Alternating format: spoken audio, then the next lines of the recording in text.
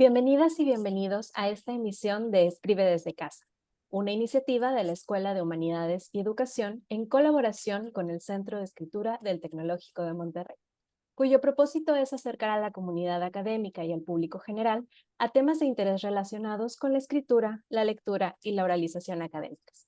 Mi nombre es Alejandra González. Actualmente soy líder de Editorial Digital Tecnológico de Monterrey y tutora del Centro de Escritura, y es un gusto para mí presentar la actividad del día de hoy. Nuestra charla está dedicada al tema ¿Por qué no todos leemos igual? Edición accesible en un mundo diverso. Esta plática tiene la intención de conversar sobre la situación de las personas con discapacidad en México y América Latina, en relación con la lectura y el acceso al libro, entorno en el que destaca la importancia del ebook como herramienta amigable para este sector poblacional. Para un panorama más amplio, se repasarán las legislaciones e iniciativas internacionales como la Ley Europea de Accesibilidad y cómo han servido para promover los avances en la región. Las personas con discapacidad han jugado un rol significativo en la literatura, por lo que han apoyado la creación y la fundación de nuestro canon digital. Para hablar de este tema, contamos con la presencia de Edgar García Valencia, a quien me permito presentar. Edgar es editor y académico, maestro en literatura mexicana por la Universidad Veracruzana, doctor en letras por la UNAM y especialista en filología hispánica por el Consejo Superior de Investigaciones Científicas de España. Dirigió entre 2004 y 2021 las editoriales del CIESAS y de la Universidad Veracruzana. Fue miembro fundador y coordinador nacional de la Red Nacional al Texto, que agrupa a las editoriales de universidades e institutos de educación superior de México. Actualmente está adscrito al Centro de Estudios de la Cultura y la Comunicación en la Universidad Veracruzana, donde trabaja en temas sobre prácticas culturales, literarias y editoriales pasadas y presentes. Además, es miembro del Sistema Nacional de Investigadores y consultor en edición digital para diversas instituciones de América Latina. Antes de dar comienzo, les recuerdo que esta es una actividad académica que se transmitirá de manera diferida por medio del canal de YouTube de la Escuela de Humanidades y Educación. Les pedimos enfocar sus comentarios e intervenciones en el tema del conversatorio, a fin de enriquecer la visión del público en general. Muchas gracias, Edgar. Bienvenido. Gracias, Alejandra. Gracias a los que están presentes y a los que nos van a ver también en línea, y a Roberta Leal también por esta invitación del Centro de Escritura y este programa de Escribe desde casa, el cual me da mucho gusto participar. Eh, bueno, Alejandra les comentó un poco ya esta temática. Yo traigo una presentación con algunas diapositivas que, digamos, que me he dado cuenta que también, además de ir diciendo alguna cosa eh, o algún tema, pues si van leyendo algo, pues esto puede ir reforzando quizá un poco eh, la mnemotecnia o alguna imagen que pues quizá puedan quedar en la memoria de ustedes, que vemos, si ya queda algo de eso, ya me doy por muy bien servido. Eh, entonces, es posible que a lo mejor si alguien tiene una pregunta, una intervención, a lo mejor no me percate de momento, entonces Alejandra o digamos, si tiene alguien una pregunta, digamos que con toda libertad pueda decirla, decir un momento, ¿no? Que, digamos, que pueda interrumpir con con toda confianza. Sí, entonces me voy a permitir compartir esta presentación.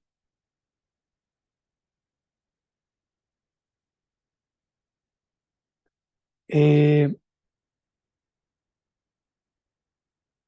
bueno, vamos a ver varios temas, ya Alejandra los enumeró, uno es, bueno, la situación de personas con discapacidad, para tener un panorama, demos un contexto sobre a qué nos referimos con personas con discapacidad, cuáles son, digamos, estas cifras en México y en América Latina. eh, ¿Qué pasa también, digamos, con la normatividad para las personas con discapacidad? Digamos, mm, qué leyes se están promoviendo? ¿Qué, qué regulativas o no, digamos, qué legislación existe a nivel nacional e internacional para facilitar el acceso a la cultura para las personas con discapacidad, digamos, como iniciativas que se han estado impulsando en los últimos 20 años, la oportunidad que tiene también las publicaciones, principalmente el libro digital, como una gran herramienta para, para este sector de la población, digamos, además de muchas bondades que tiene en la distribución, eh, en la facilidad de hacerlo llegar a los lectores de una manera rápida. Entre esas ventajas tiene la de ser un instrumento muy, digamos, con muchas ventajas para las personas con discapacidad. Entonces, es, revisaré brevemente que, por qué son el libro digital, en especial el formato EPUB, uno de los instrumentos, digamos, con mayores ventajas para ello. Y quizá comenzaré con una pregunta. Esta pregunta eh, trataremos de responderla hacia el final de la sesión. También quisiera que fuéramos reflexionando en eso, de por qué es importante la literatura para las personas con discapacidad. Me voy a ir un poco atrás en el tiempo, voy a hacer una evocación histórica, digamos, aproximadamente unos 28 siglos, para que veamos esta vasija. Esta es una vasija con un pasaje de la literatura que algunos de ustedes reconocerán, seguramente es de dos personajes atacando a un gigante, se le ve ahí la proporción enorme. Es, bueno, y quien no lo identifique, en el pie de foto está ahí la descripción de esta imagen. Es una vasija con la representación de Odiseo con otro compañero navegante que están, digamos, atacando a Polifemo para poder escapar. Es una vasija de aproximadamente del siglo 7 antes de Cristo, y ya aproximadamente tenía pues la Odisea un siglo de conocida, pero ya la fama de esta historia era, digamos, a muchas representaciones, incluida este tipo de utensilios, como una vasija con este personaje, Odiseo, con otros de sus compañeros eh, que atacan a este gigante para poder escapar. Digamos, esto es tema, aparte es un tema literario que llegó digamos, a mucho a la literatura y a la pintura. Digamos, Góngora tiene un gran poema del Polifemo. Alfonso Reyes tiene también estudios sobre este tema. Digamos, el tema de la Odisea y de la Ilíada, digamos, es un tema que fundador de la literatura, o fundadores más bien de la literatura occidental.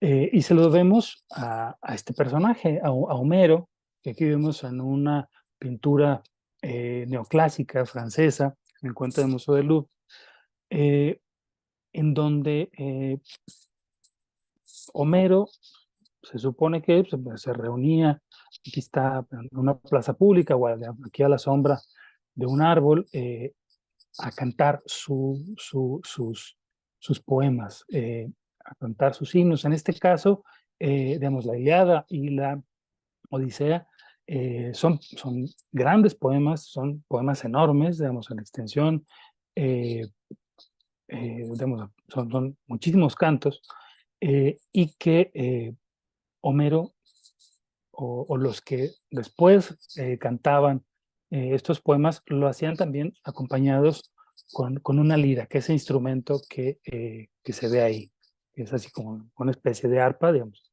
Es esta lira la que estarían entonando estos poetas que en ese momento se le conocían como aedos. Digamos, en la Grecia antigua había este término eh, para estos cantores, para estos poetas que eran asociados a los cantos épicos. eh, y había también otro término como los rapsodas, que eran también quienes cantaban, digamos, eran quienes cantaban este tipo de poemas en la Grecia antigua. Digamos, el término poeta es algo, digamos, es algo posterior. A ellos se les conocía de esta manera y varios estudios mencionaban que cuando un personaje iba a tomar la lira o la cítara, o sea, indudablemente, o sea, el aedo iba a comenzar a cantar. No sé, imaginemos que, digamos, ¿no? Eh, que era algo para acompañar una melodía que seguramente también tenía funciones mnemotécnicas. La memoria tenía un gran papel en la poesía. En la poesía y en prácticamente gran parte de la literatura griega y de la literatura latina, eh, áreas enteras, por ejemplo, poemas que son lecciones de ciencias naturales, como la naturaleza de las cosas de Lucrecio. Él menciona al inicio de su poema, que digamos, que habla, pongamos, por ejemplo, es como un libro de ciencias naturales, ese libro de la naturaleza de las cosas, eh, y él menciona que los versos, está en verso porque los versos es como cuando le van a dar una medicina a un niño. Los versos es como esa miel que le ponen en la copa a la medicina para que esa miel solape lo amargo del remedio. Entonces, por eso el verso era algo dulce que hacía que se retuvieran pues algunos temas que eran muy áridos y que de esta manera podía quedar en la memoria eh, la, la, la imagen de algún pasaje, de alguna escena, que el ritmo y el poema lo iban llevando, eh, por más amargo que esté fuera. Entonces, digamos, es uno de los casos en donde un autor latino, en este caso como Lucrecio, mostraba cómo algunos temas difíciles, científicos incluso, pues podían ser tratados a partir de versos, a partir de la poesía. Eh, tenemos, y en la pintura neoclásica, vamos, con muchos de los temas que abundan, hay varios en los que aparecen poetas leyendo, y en este caso aedos, bardos, rapsodas, cantando también, como esta imagen eh, también donde está un poeta llamado Alceo cantando para Safo, que está reclinada en, en, este, eh, en este cojín con estas guirnaldas que yacen frente a ella para identificar a la gran poeta que fue Safo. Y cómo la amistad entre estos poetas, bueno, hacían que, digamos, esta era una especie de lectura de poesía en la Grecia antigua, digamos, como se imaginaron en la época neoclásica, en el siglo XIX, este tipo de encuentros eh, frente, bueno, en las costas de Grecia. Y si bien no hay una manera, digamos, no se sabe cómo los aedos estudiaban, cómo hacían para aprenderse pues, todos esos grandes poemas. Pensemos que la Ilíada, por ejemplo, tiene más de 20 cantos, son cerca de 24, 25, ahorita no lo tengo en mente. Alfonso Reyes tradujo en verso 9 de esos cantos, eh, pero digamos, digamos, se requería ejercitar la memoria de una manera eh, impensable, o sea, de una manera fabulosa. Pero sí se sabe que los bardos celtas, cómo ejercitaban los poemas, cómo se aprendían, cómo eran educados. Y hay un libro fabuloso, mencionaba, de Neos Galí, que se llama Poesía Silenciosa, pintura que habla del acantilado. Ya salió hace algunos años este libro, pero es un libro espléndido. Y ahí mencionaba cómo estos bardos celtas, citaba que el alumno era educado en el área de la composición en habitaciones bajas, sin ventanas, en plena oscuridad, digamos, lo más parecido a un sótano. Y ahí, en ese lugar pequeño, oscuro, es como iba ejercitando su memoria, como iba practicando su composición poética. Eh, es lo más parecido que tenemos para imaginar cómo eran los aedos, porque los aedos eran los pocos oficios que podían desempeñar los ciegos. Entonces, digamos, que entre las cosas que podían hacer los invidentes en la Grecia antigua, una de ellos era ser poeta, era ejercitar la memoria y por medio de una lira, digamos, acompañar y cantar estas grandes hazañas de los dioses y ser esos mediadores entre los dioses y los seres humanos. Digamos, recordar esas hazañas y llevarlas a todos los confines. Y hay una etimología, digamos que es una etimología fantasiosa de Homero que se planteaba, se pensó en un momento que esa etimología de Homero quería decir el que no ve. Entonces, ¿qué otra cosa podría ser Homero sino un poeta siendo ciego? Esta era así como, digamos bueno, se explicaban así entonces cómo esta, este, digamos, esta gran virtud de Homero, esta gran composición que nos llegó con su nombre, digamos, nos llegó ya con autoría como uno de los primeros autores de la literatura occidental que prácticamente pues, inaugura el canon occidental literario, es, era ciego, pero era uno de los pocos oficios que podía desempeñar. Aquí tenemos otra imagen eh, de, de Bouguereau, también una pintura neoclásica francesa del siglo XIX, acompañado ya con un lazarillo, y como vemos que tiene así como una especie de mochilita, ese tirante donde va, eh, se ve a sus espaldas esta lira que va cargando para tocarla en el momento en que sea necesario. Y este báculo, digamos, este bastón que le ayuda también un poco a andar a tientas, en este caso ayudado por, por un lazarillo. Eh,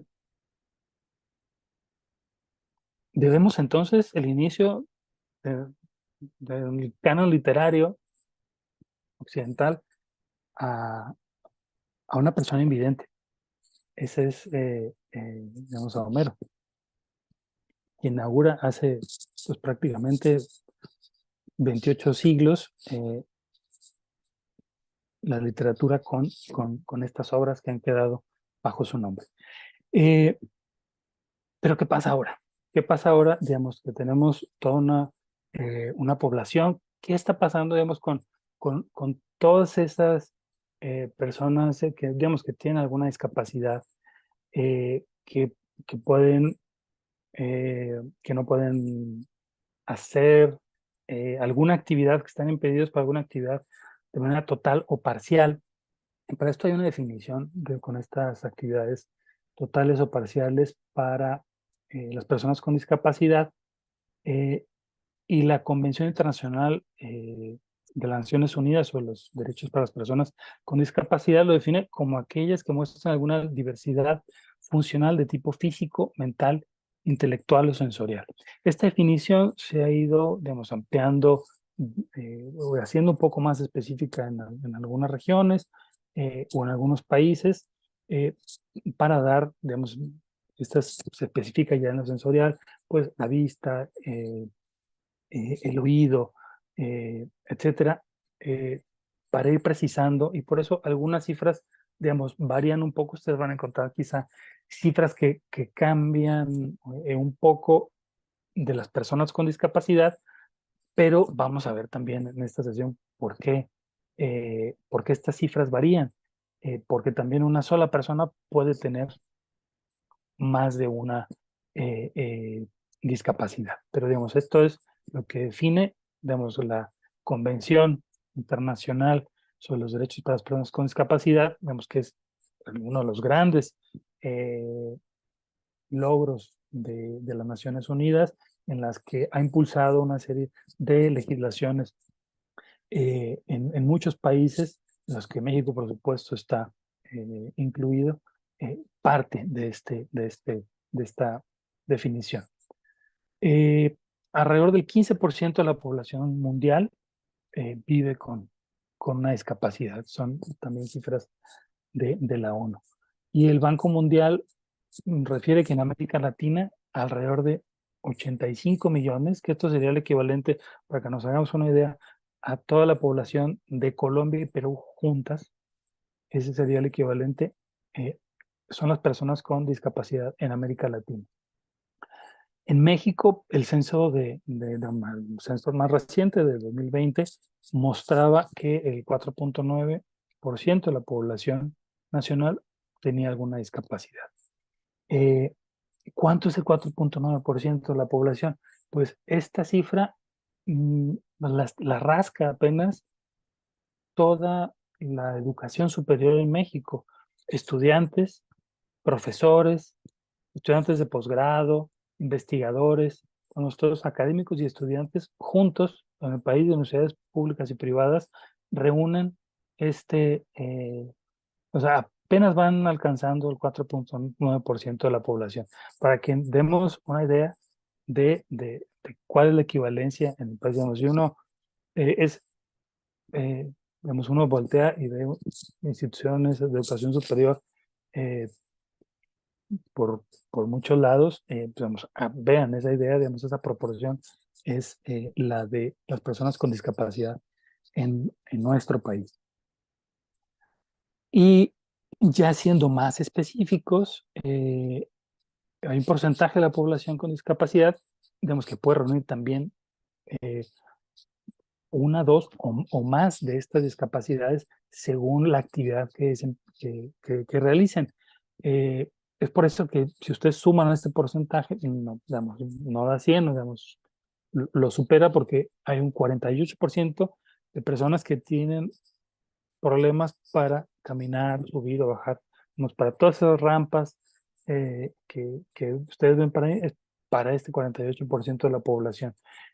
Y luego le sigue personas que tienen problemas para ver, aún usando lentes, después para oír, usando un aparato auditivo, para bañarse, vestirse, comer, para recordar o concentrarse, o para hablar o comunicarse. Digamos, son este tipo digamos, de actividades las que en nuestro país vamos, están en este eh, porcentaje.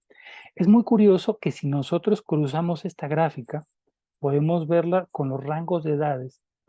eh, las, Respecto a las personas con discapacidad por los rangos de edades, eh, digamos, mi propuesta de lectura de esta tabla también del censo, aquí tengo una nota del 2020, no del 2022, es del 2020, es que si bien se mantiene, hay un 2% de la población que tiene alguna discapacidad de los recién nacidos hasta los cerca de los 30 años. Después se duplica hasta los 59, pensando en quizá accidentes de trabajo, alguna cuestión adquirida posteriormente, ya en la edad adulta. ¿Cómo esto se multiplica por 10 para las personas de 60 años y más? Esto es muy significativo, pensando que digamos, hay varios estudios ya sobre esto, en que nos indican que en países donde la esperanza de vida es superior a los 70 años, 8 años de la vida, o sea, después de los 70, posiblemente se transcurrirá con alguna discapacidad. Entonces, ya esto ya nos pone a pensar de que las personas con discapacidad no son las ciegas de nacimiento, las sordas de nacimiento, eh, sino que es algo que todos estamos expuestos en algún momento de nuestra vida a tener alguna discapacidad, o a vivir nuestros últimos años de la vida con alguna discapacidad. Eh, y un dato, digamos, interesante, es que el 80% de las personas con discapacidad saben leer. Digamos, esto es interesante, ¿por qué? Porque eh, voy a era la siguiente gráfica. es este porcentaje de la población alfabetizada que no lee. Esta es una encuesta del módulo de lectura del INEGI. La versión de 2023 salió ahora a partir de- del día, eh, del día del libro, para abril. Eh, y es curioso cómo, y esto también lo anota el INEGI, las personas que uno pensaría que tienen una mayor eh, proporción, digamos, que tienen mayor tiempo, digamos, que ya están jubilados, una población, digamos, mayor de 60 años, 64, 65 o más, eh, no lo leen, no leen, simplemente no leen. ¿Por qué? Si, digamos, para mí es interesante cruzarlo con con esta gráfica de la discapacidad, porque es posible que no puedan hacerlo, o sea, que físicamente tengan dificultades parte de la población para, para la lectura. Entonces, uno de pronto que va juntando libros y dice, bueno, ya cuando me vaya a jubilar ya voy a poder leer, aprovechar todo esto. Digamos, esperemos, o sea, esperemos que podamos hacerlo. O sea, eh, es algo que, digamos, que es una aspiración y por eso digamos, no solamente cuidarnos nosotros, sino también cuidar ese, o sea, cómo son los libros que vamos a leer, qué libros vamos a leer en ese futuro. ¿Cuáles son los libros que están leyendo ahora? ¿Cuáles son los libros que tienen accesibles las personas con discapacidad y las personas, los adultos mayores? Aquí más tengo una pregunta, Alejandra. Me aparece un mensaje sobre la sesión de Zoom. No sé si sobre la renovación que dice más adelante iniciar sesión. No, no hago nada, ¿verdad? No, no te preocupes. Continúa. Bueno, entonces voy a poner aquí más adelante. Eh,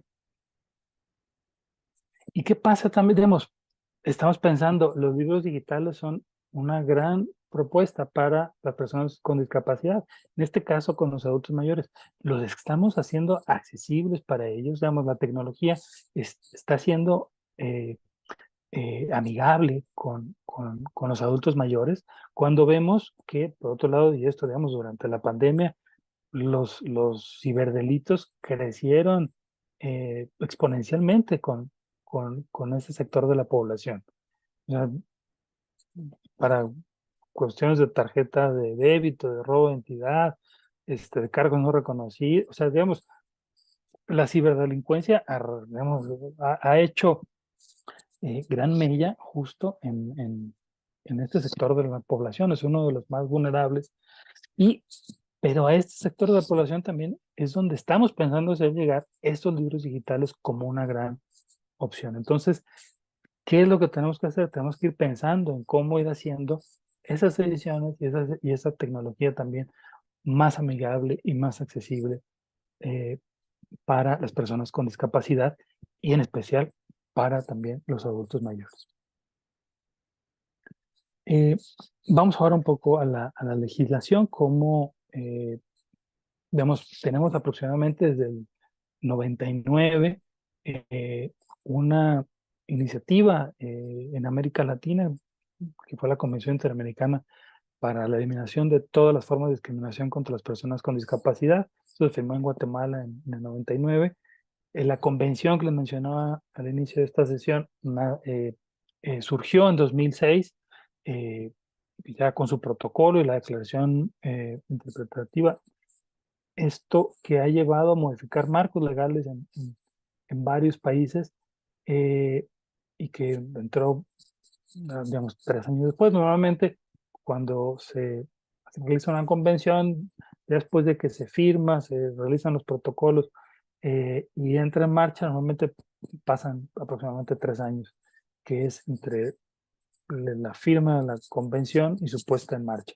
2006, pensamos 3 años. El Tratado de Marrakech, también pensamos 3 años posteriores a su firma, ya que fue ratificado y establecido todos sus protocolos, que hace un gran trabajo para poder facilitar, llevar libros para personas con discapacidad, principalmente para las personas eh, ciegas o con debilidad visual.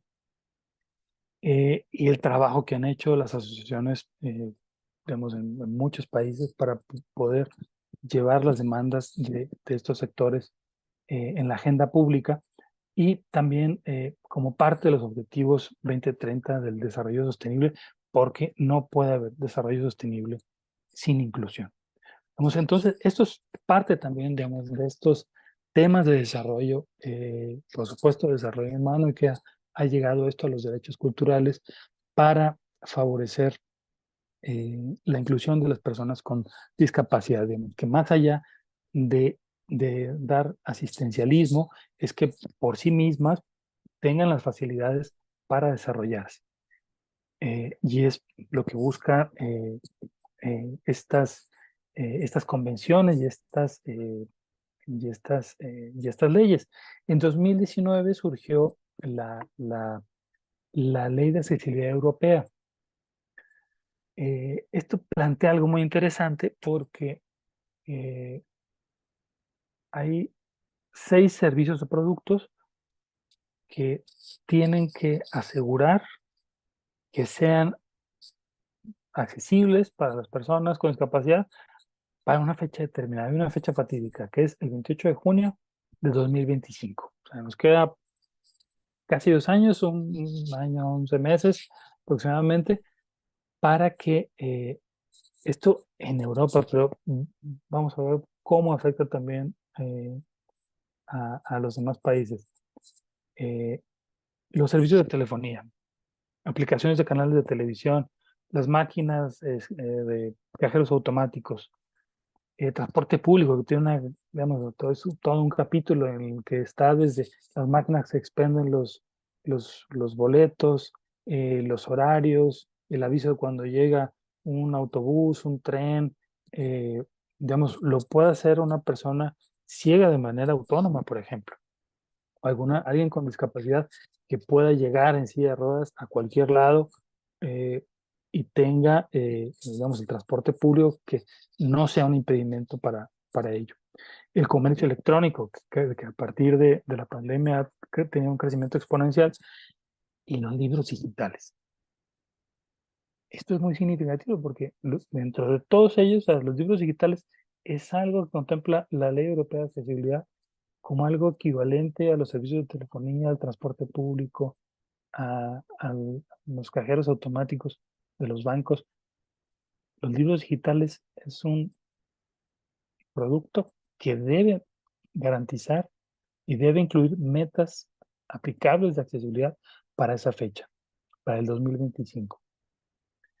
Eh, y en esto hay ya todo un equipo trabajando, consorcios que buscan hacer esto, eh, digamos que los editores alrededor del mundo hagan libros accesibles para las personas con discapacidad, principalmente en un sector que es los metadatos. Voy a explicarles un poco más qué es eso.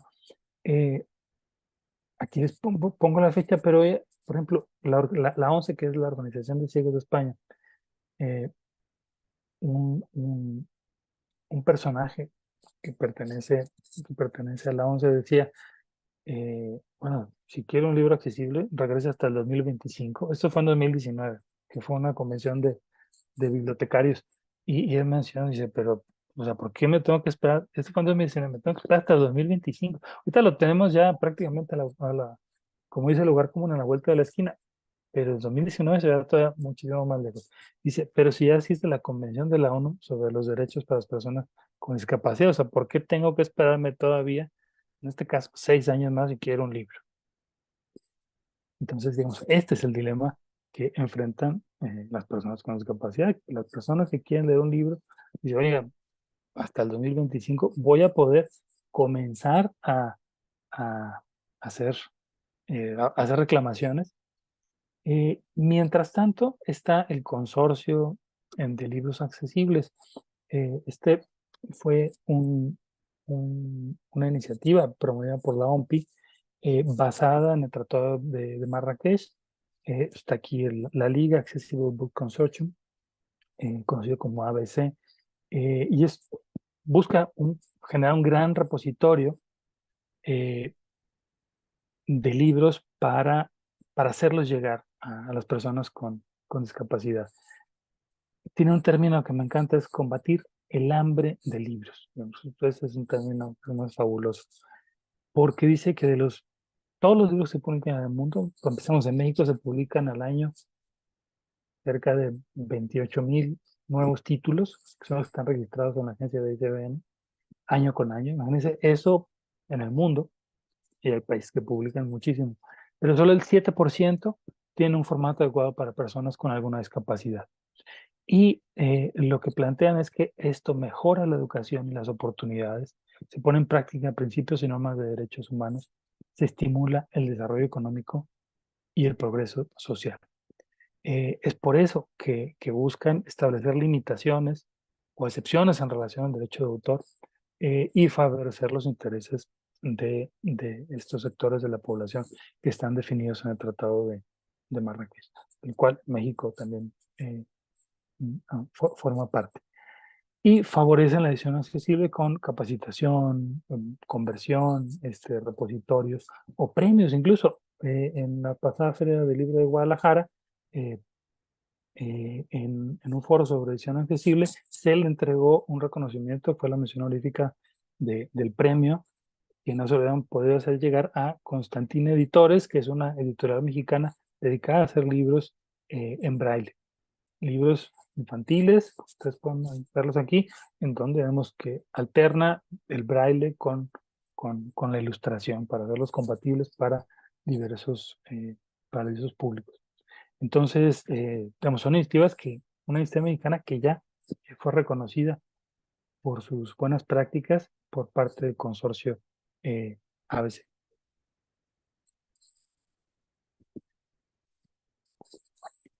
El mismo Tecnológico de Monterrey tiene la guía para crear contenidos accesibles e inclusivos, que estoy seguro que tanto aquí en este chat como posteriormente en YouTube va a aparecer la liga.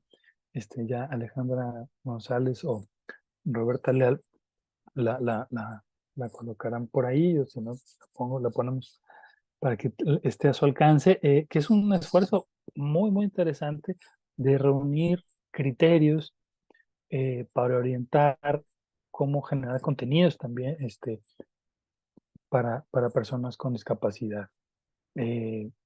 Y también no solamente contenidos accesibles, sino también inclusivos. Entonces es una muy buena guía, es un gran resumen que orienta también a quienes quieren hacer alguna publicación. Que pensemos, no solamente son libros, o sea, puede ser algún blog, puede ser incluso hasta una publicación en Facebook, bueno, iba a decir Twitter, pero bueno, en alguna red social, presente o futura, eh, digamos, en el banner de algún blog que tenemos, por ejemplo, una convocatoria, y como criterios como, por ejemplo, bueno, es que si es solamente una imagen, pues los dispositivos que tienen asistencia de audio, pues va a decir, aquí una imagen, gracias, y ahí está todo el detalle de esa convocatoria. Pues eso no va a ser accesible para personas con discapacidad.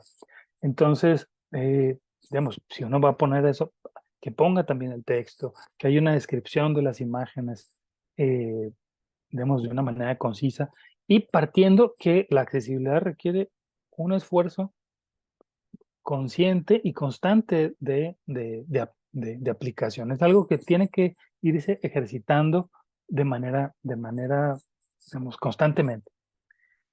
Aquí con esto quiero detenerme un poco en los libros digitales, en especial el formato de EPUB, que aquí vemos, tengo aquí un pantallazo de un libro digital. Eh, ¿Por qué es este formato un formato adecuado para las personas con discapacidad? ¿Y cómo es que se va a poder cumplir con la ley, o sea, con la ley europea, que en este caso, digamos, en México, bueno, porque va a ser una ley europea, va a aplicar allá, no se va a poder distribuir ni vender libros que no tengan esos metadatos en Europa. Bueno, está bien, no lo hacemos. Pero uno de los principales distribuidores de contenidos de libros digitales es europeo y también aplicaría para sus plataformas. Entonces, aunque uno quiera distribuir solamente en otros países y no en Europa, las plataformas para llegar a ellos digamos, implican el tener que adoptar esas leyes. Afortunadamente, eh, digamos, se van haciendo estos cuellos de botella para poder hacer buenas prácticas y ediciones accesibles en varios sectores, digamos, de la edición en el mundo. Yo creo que esta iniciativa seguramente estará ya impulsando algunas iniciativas regionales, como lo han hecho la propia convención de la ONU. Eh, un libro digital ya de por sí tiene la posibilidad de leer, o sea, de que la máquina te lo lea, o sea, el mismo dispositivo. Eh, un libro digital es como un archivo comprimido, digamos, como cuando enviamos una carpeta en zip por correo electrónico en algún archivo, es, es un formato de archivo comprimido que tiene ahí en esa carpeta, o sea, dentro de ese POP tiene el texto, tiene las imágenes, tiene una carpeta con la tabla de contenidos, tiene la manera en que eso se va a ver, tiene, digamos, todos los datos del autor, de la editorial, de quién lo hizo, en qué máquina, qué fecha, cómo interactúan todos estos archivos entre sí. eh, eh, y es un formato eh, libre, es un formato de acceso público, en ese sentido que, o sea, uno no tiene que pagar por hacer una pop, digamos, o sea, lo que está adquiriendo es el contenido, pero el formato no tiene que pagar ninguna licencia para producirlo o para leerlo. Entonces, a esto nos referimos que es un formato libre. Y esto es una ventaja, digamos, hay todo un consorcio de los creadores digamos, de los quienes hacen posible ahora la web, el consorcio W3C, que es, digamos, en el que trabaja mucha gente para que podamos ir eh, teniendo cada vez mejores condiciones en la comunicación, en Internet, en la transmisión de archivos y para los libros digitales, para que estos puedan ser leídos en diferentes dispositivos. Es por eso que este formato digamos, es el más adecuado. La normalización de metadatos, digamos, esto de nosotros cuando vemos un libro, eh, lo que estamos viendo cuando compramos un libro en una biblioteca, lo hacemos a través de metadatos. ¿Qué son esos metadatos? El título del libro, el autor, la editorial, el año, la imagen de portada, la sinopsis, el precio. O sea, esos son metadatos que nosotros, ya sea de manera física o virtual, gracias a esa descripción, adquirimos un libro. El formato de metadatos comercial que se llama Onyx tiene, digamos, tiene muchísimos campos, no se utilizan todos, pero ya se están ingresando también ahí metadatos de accesibilidad, tanto en los formatos de distribución como en el mismo archivo del libro. Eh, y el libro digital está contemplado digamos, en la Ley Europea de Accesibilidad, digamos que va a ser este gran impulso que se le está dando a los libros digitales, equivalente a lo que se va a trabajar con las máquinas de cajeros automáticos o las de boletos para el tren o el autobús. Eh, a ese nivel digamos, es la importancia del libro digital. ¿Y por qué? Porque las personas pueden tener una asistencia de voz, pueden leerles este capítulo, pueden cambiar ustedes por un tipo de letra que les sea más amable o crecer la tipografía. Si estamos en un texto líquido, crecer la tipografía o el fondo eh, para poder leer. Si alguien tiene debilidad visual y necesita un contraste mayor, pues lo puede hacer y también ayudar con esto a la lectura. Entonces, el formato de EPUB es un formato muy, muy amable y que se ha visto que es uno de los mejores libros para las personas con discapacidad. Digamos, es el formato de los lectores que en una tablet, en un Kindle, en un lector de libros digitales, digamos, se puede leer ahí y que posibilita también, digamos, para estos sectores de la población también una mayor eh, accesibilidad. Eh, Voy a comentar rápidamente en qué consisten estos metadatos de accesibilidad. Hay dos consorcios que están trabajando. Uno es el consorcio W3C que les mencioné. Otro es el consorcio DAISY, que es un consorcio de bibliotecas y que están trabajando justo no solamente en la normativa de esos metadatos, sino en un validador digital que revise, que ya lo hace, además, revisa la publicación y que te lleva de la mano para que el mismo editor lo corrija, incluso hasta con el. Y si no lo puede corregir ahí, te dice: "Mira, el problema que está, que tienes en tal archivo es aquí, tal carpeta, tal línea y revísalo". Prácticamente te lleva de la mano. E incluso, por ejemplo, este es un reporte de violación de accesibilidad. ¿Por qué le llaman violaciones de accesibilidad? Porque estamos hablando de una ley. Entonces ya son violaciones a la ley, moderadas, serias, etcétera, pero son metadatos, digamos, que están buscando la facilidad para que los dispositivos lo puedan leer. Digamos, si digo que ya de por sí el libro digital lo posibilita, digamos, ya está la rampa, los metadatos sería el equivalente a ese señalamiento. O sea, habrá un señalamiento para decir: "Ah, bueno, por acá, o sea, persona con discapacidad, o sea, estas son las indicaciones que le estamos dando para que usted pueda llegar o pueda estar segura de que el libro es,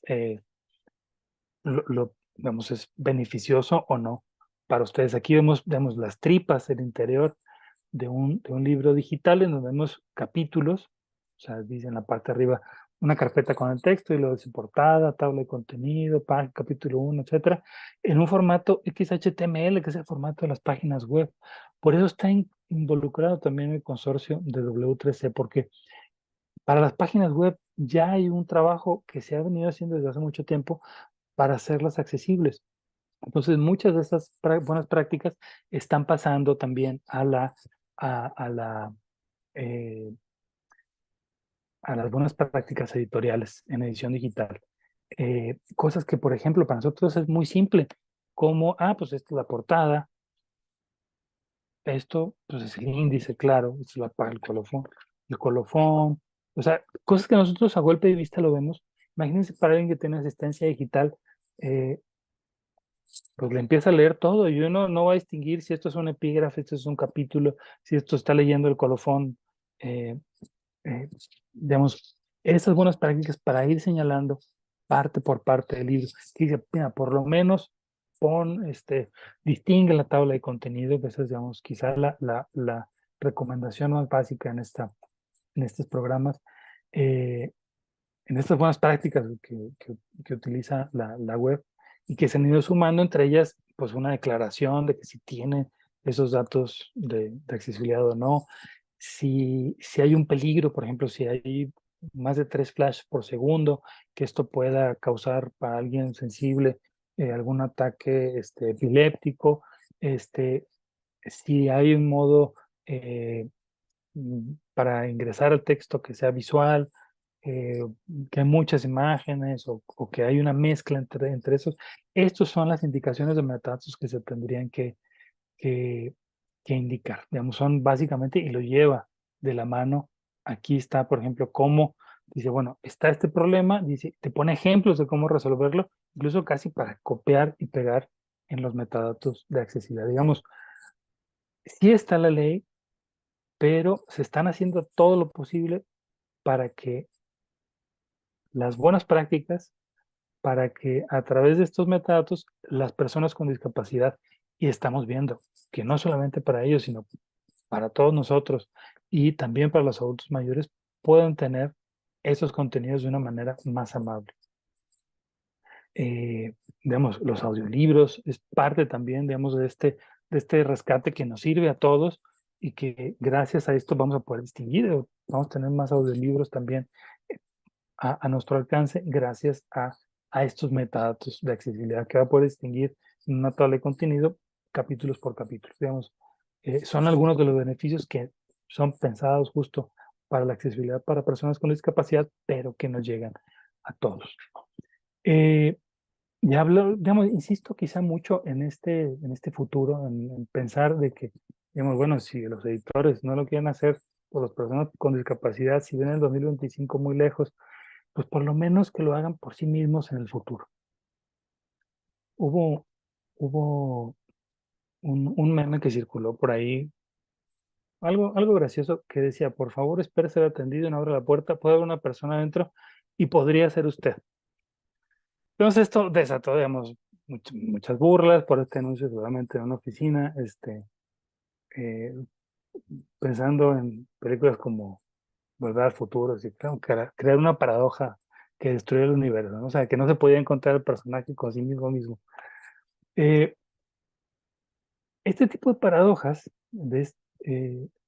eran muy interesantes para un escritor latinoamericano, argentino, eh, que es con quien quiero ir cerrando, que es Borges.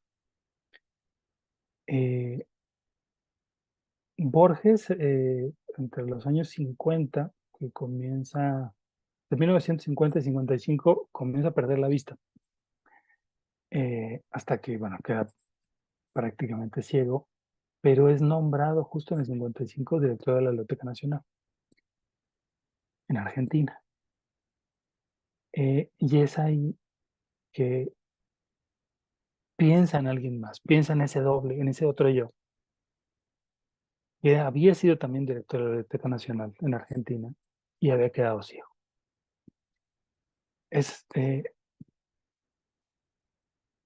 y bueno, también hay una cita que recuerda esto que les mencionaba al inicio sobre la memoria. Él mencionaba, dice, una consecuencia importante de mi ceguera fue el abandono gradual del verso libre en favor de la métrica clásica, lo que lo llevó a escribir nuevamente poesía porque los borradores me estaban negados y debía recurrir a la memoria. Y es más fácil memorizar un verso rimado que una prosa o un verso libre. Entonces la rima es lo que lo iba llevando hacia esa posibilidad. Un poema fabuloso, justo que recupera ese momento, es el poema de los dones, que es un poema muy citado por la posibilidad, digamos, porque hay un verso dentro de de estas cuartetas que define eh, eh, su predilección por la biblioteca, que pensaba que la biblioteca era una forma del paraíso. Eh, y cómo el estar ahora como director de la Biblioteca Nacional, digamos digamos, el comienzo de este poema, dice, nadie rebaje a lágrima o reproche esta declaración de la maestría de Dios que con magnífica ironía me dio a la vez los libros y la noche. O sea, le dio toda una biblioteca, pero a la vez lo, o sea, quedó ciego. Eh, y digamos, ustedes pueden encontrar el poema de Borges, es un poema que uno de los más conocidos. Y justo en esta cuarteta que menciona lento en mi sombra, la penumbra hueca, exploro con el báculo indeciso. Yo que me figuraba el paraíso bajo la especie de una biblioteca. Este es pero camina lento en su sombra, digamos, en su ceguera, eh, en esa penumbra hueca, con ese báculo que va titubeando, o sea, con ese bastón que va tanteando frente a sí, eh, ese paraíso que se ha figurado en forma de biblioteca. Y es aquí donde aparece ese tema del doble, del otro, de ese que estaba también ya, ya ahí. Cuando menciona cuál de los dos escribe este poema, de un yo plural y de una sola sombra, ¿qué importa la palabra que me nombra si es indiviso y uno el anatema? Grusaco Borges, miro este querido mundo que se deforma y que se apaga en una pálida ceniza vaga que se parece al sueño y al olvido. Grusac, Paul Grusac, ese era personaje eh, francés, pero trasterrado a Argentina y que también comenzó a perder la vista. Tuvo una operación pensando en recobrarla, pero no fue así, digamos, quedó completamente ciego hasta que falleció siendo director de la Biblioteca Nacional Argentina. Digamos, ese otro que estaba pensando Borges era Grusac, que era este otro personaje que ya también había pasado por esos anaqueles con con esa, eh, con la ceguera. Eh, y por eso retomo a esta pregunta que les hice al inicio, ¿por qué es importante la literatura para las personas con discapacidad? Quizá, y después de este recorrido, pensemos que más bien, ¿por qué han sido importantes para la literatura las personas con discapacidad? Y vemos cómo han marcado, eh, y nada más con estos dos personajes que inicio, desde el inicio, desde el canon literario hasta lo mejor de nuestra poesía en América Latina, poesía en español en el siglo XX, cuáles han sido las condiciones bajo las que han escrito, bajo las que se ha producido esa obra y hacia dónde nos lleva. Y estamos seguros que lo que hagamos por las personas con discapacidad es lo que tendremos como sociedad mañana. Yo con esto cierro aquí esta presentación y bueno, quedo disponible aquí en mi correo electrónico, en Twitter o lo que ahora sea eso, y pues muchas gracias por su atención. Gracias, Edgar. Solo tenemos una pregunta del público. Nos preguntan por aquí, ¿existen talleres en español para poder organizar un EPUB accesible? Y si se requiere un programa específico. Eh, no hay talleres como tal, bueno, yo imparto algunos talleres, pero de manera institucional, digamos, con editoriales. No para, digamos, no he organizado alguna sesión así para público en general, quizá posiblemente después, pero ahora no. Eh, no es difícil, pero no hay tutoriales. O sea, más bien mi sugerencia es descargarlos. El, si ya sabe hacer libros digitales para hacer una pop, el mismo programa hace que está disponible, que es, eh, digamos que es del código abierto, y lo puedes cargar y te va a llevar de la mano para hacerlo, para hacer una pop accesible. O sea, va a dar todas las pautas para ello. Pero pues bueno, igual organizamos algún taller con Muchísimas el Centro de gracias. Escritura. Muchas gracias, Edgar. Por lo pronto ya no hay más preguntas del público y también ya se nos está acabando el tiempo. Pero antes de despedirnos, pues nos gustaría invitarlos a mantenerse conectados y conectadas en nuestras redes sociales, pues próximamente daremos a conocer información importante sobre la edición 2023 del Congreso de la Red Latinoamericana de Centros y Programas de Escritura, el cual es organizado precisamente por esta red latinoamericana y cuya sede este año somos nosotros como Tecnológico de Monterrey.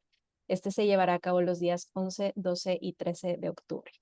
A nombre de la Escuela de Humanidades y Educación, agradecemos al expositor. Muchas gracias, Edgar, por tu interesante plática y a las y los participantes por su asistencia.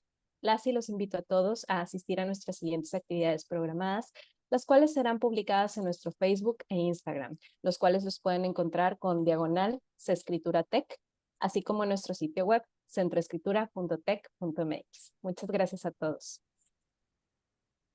Gracias, hasta luego. Gracias, buenas tardes.